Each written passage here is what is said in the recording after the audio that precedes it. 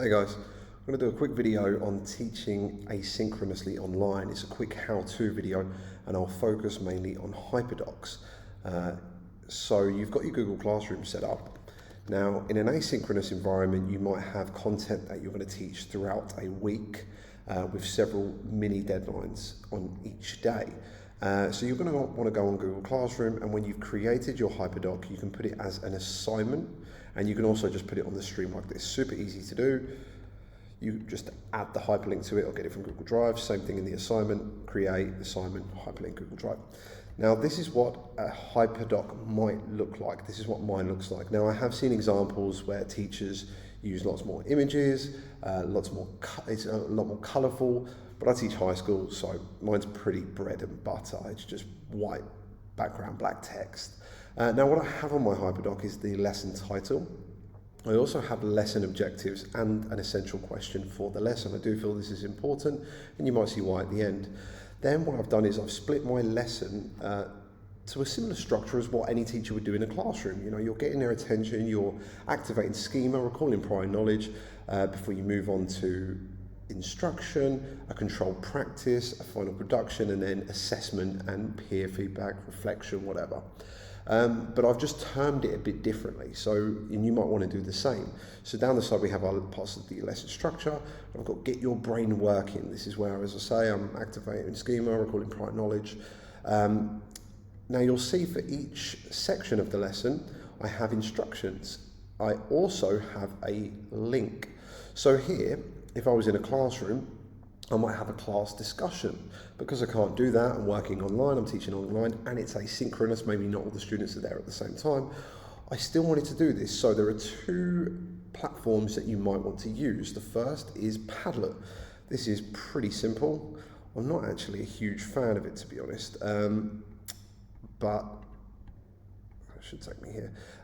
You put the question in, the prompt there, it's also on the Hyperdoc itself, and then students can just add to it. They write their name as the title and then their answer there. Now that's what it says to do in the instructions.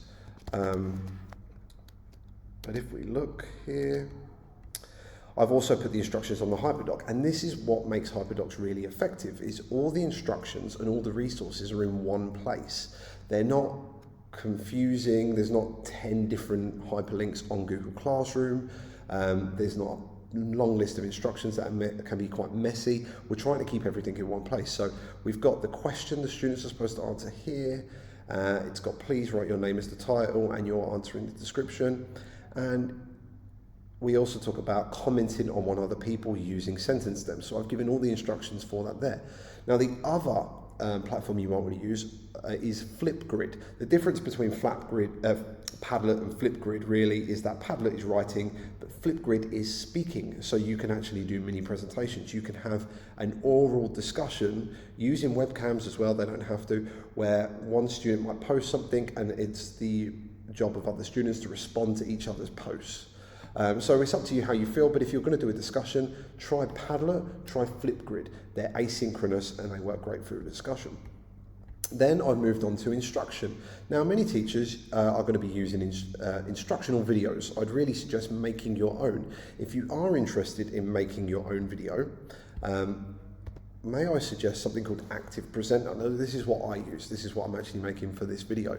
What I would do typically is make a set of slides, instructional slides on Google Slides. The reason I use Google Slides over PowerPoint or whatever is that they're all kept on a drive. I have access to them anytime. I can actually share them with students after the fact. They don't have to watch the videos, and I can go back and change anything should I need to. So I use Google Slides, and all I do is I just make a set of instructional slides similar to how I would in the classroom.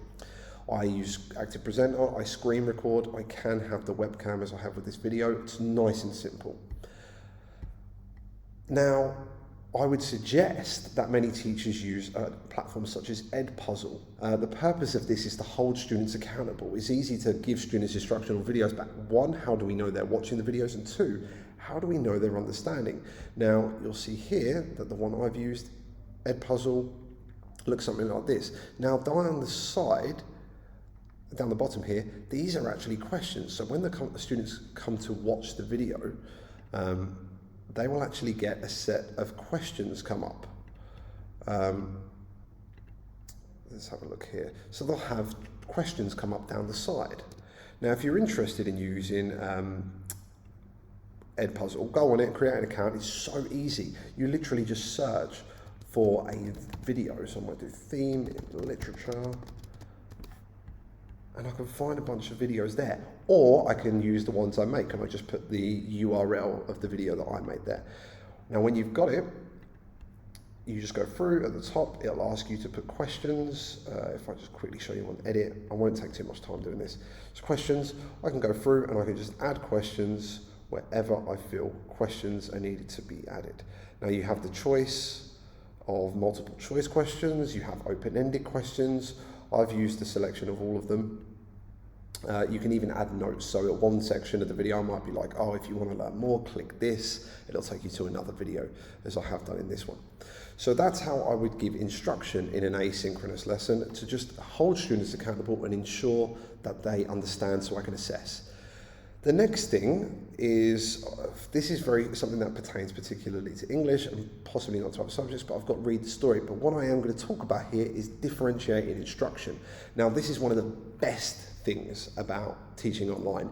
It's so easy to create different resources of the same thing and provide it to different levels of students. So I actually here have created audiobooks, read-along audiobooks, wherein you've got the video content stuff at the beginning, we've got context, American Gothic, then they have an audiobook with text aid down the side, highlighted sections, and even extra explanations and analysis for me.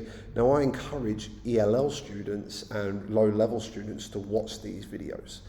However, for high-level students, I might just give a plain example of the text. For extension students, for those who are really smart, I might give them extra essays to read. Learning online makes differentiation of instruction so easy. So I encourage everyone to go out and say, right, I've got these group of students, I know that these resources work better for them, I've got this group and they need these resources. And Hyperdocs allow you to do that. One thing you could even do is color code students for groups and say, you know, if you're a yellow group, I'd advise this. If you're a green group, I'd advise this. Avoid things like red groups. You don't want people feeling that they're in low groups, but it can be effective. The next thing, controlled practice or production activities. What I've done here is I've just made a document. Students can open the document, actually. Let's see where that document is. This isn't working, I do apologise.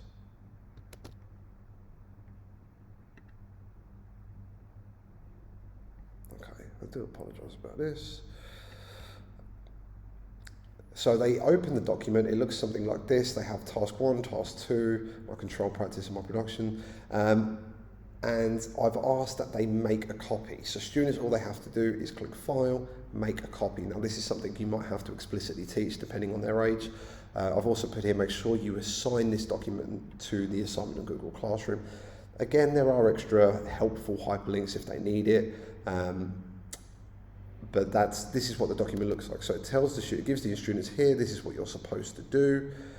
Again, here, this is what you're supposed to do. Use the document and make sure you assign that. That's the bulk of their work. Finally, when they finish, I've asked students to do an assessment activity, a peer assessment activity. So it says, you know, go on Google Classroom on the Google question assignment, copy and paste your work and then comment on other students. I've given a checklist of things to look for, and I've given sentence stems just to hold them accountable and whatnot. Now, Google Questions is honestly fantastic. Here again, steps of what to do. The students submit, I can't see it because I'm actually a teacher, but the students will be asked to submit their question, and they cannot look at other people's answers until they submit their own. Once they've submitted their own, they can comment on other people. Now the benefit of doing a question, a Google question, as opposed to doing it in the comments, is it keeps all of the initial threads and the subsequent comments together. It doesn't have this long list of comments where you have to look back and forth, up and down, up and down. It keeps everything nicely together. So I'd advise that people use Google Questions. It's simple as that. You can even do, students can edit answers after the fact, you can assign points to it, whatever. This is another great tool, similar to Padlet, where you can start a discussion on that. And then finally, reflect. I've just said in the comments on the assignment on Google Classroom, on the actual assignment, please reflect. Now, one other thing I just want to add here is this color-coded stuff I've got here. It's such a small inclusion, but it makes such a huge difference. I've basically got why do this, what is the purpose of the task. I'm linking everything back, this is why we're doing it. I've got how much time they should be spending on it, and I've got the mini deadlines where I can hold students accountable, check that they're doing everything, provide feedback before they move on to the next thing. So again, it's such a small thing, but you could just include something like that at the end of each task. Now, many of you are probably wondering how you go about making hyperlinks. I'm sure some of you know how to do it, but I'll just make a very, very quick demonstration. Let's have a look. Hyperdoc example. Now, all I've got to do is I just double click a word, objectives, and click this button here, insert link. It's that simple. I don't need these big, long URLs. I can just put, oh look, Google even suggests some. I can just put a YouTube video, youtube.com, pretend I have /Tom's video, and there we go. They can click that now. That's now a clickable thing. So this is how we make the hyperdocs. When you share, please make sure that it's public. Just double check. And if you have any questions, I'll just provide my email address here. It's Mr. Hopkins, hsenglish@gmail.com. If you have any questions, please feel free to reach out. Please email me and I'll help in any ways I can. Thanks for watching, guys.